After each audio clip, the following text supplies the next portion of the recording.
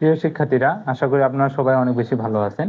আমরা আজকে job preparation যারা আপনারা নিচ্ছেন অথবা যারা নবম দশম শ্রেণীর স্টুডেন্ট আছো, তোমাদের সাধারণ গণিত বইয়ের খুবই গুরুত্বপূর্ণ একটা জ্যামিতি প্রশ্ন আমরা আজকে সলভ করব। তো প্রশ্নটা আসছে মূলত বৃত্ত থেকে। তো চলেন আমরা কিভাবে খুব সহজেই এই প্রশ্নটা সলভ করি। এই অঙ্কটা কিন্তু পরীক্ষা অনেকবার আসে এবং ভবিষ্যতেও কিন্তু আসার একটা সম্ভাবনা আছে।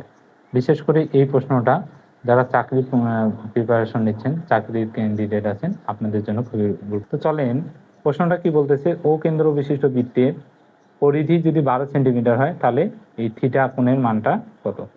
আচ্ছা দেখেন তো, আমরা জানি চতুর্ভুজের বাহু থাকে কটা? 4টা। এই যে একটা বাহু, 2টা বাহু, 3টা বাহু, 4টা বাহু, তাহলে বাহু হইলো কটা?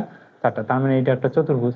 আমরা জানি চতুর্ভুজের যেহেতু কোণ চাইছে, আমরা জানি চতুর্ভুজের 4 কোণের সমষ্টি হচ্ছে কত ডিগ্রি? 360 ডিগ্রি। তাহলে এটা হচ্ছে কত? 60 ডিগ্রি। তারপর এখন আমাদের এ কোণ আর বি কোণের মান লাগবে। মনে রাখবেন বৃত্তের উপর যে স্পর্শগুলো হয় সেগুলো এই ব্যাসার্ধের উপর সাধারণত লম্বভাবে থাকে। আর লম্বভাবে যদি থাকে তাহলে এই প্রত্যেকটা কোণ হয়ে যায় কি? সমকোণ, মানে কি 90 ডিগ্রি। তাহলে 90 ডিগ্রি যোগ 90 ডিগ্রি আমাদের থিটা কোণটা বের করতে বলছে। তাহলে হবে কত? 360। 90 90 180, আর 60 হচ্ছে আমাদের কত? 240।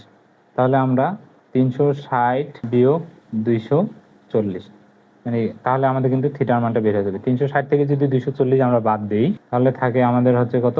120 ডিগ্রি। দেখেন 120 কোথায় আছে? খ নম্বর অপশন। বুঝতে পারছেন আশা করি আপনারা। এই অঙ্কটা খুব সহজ।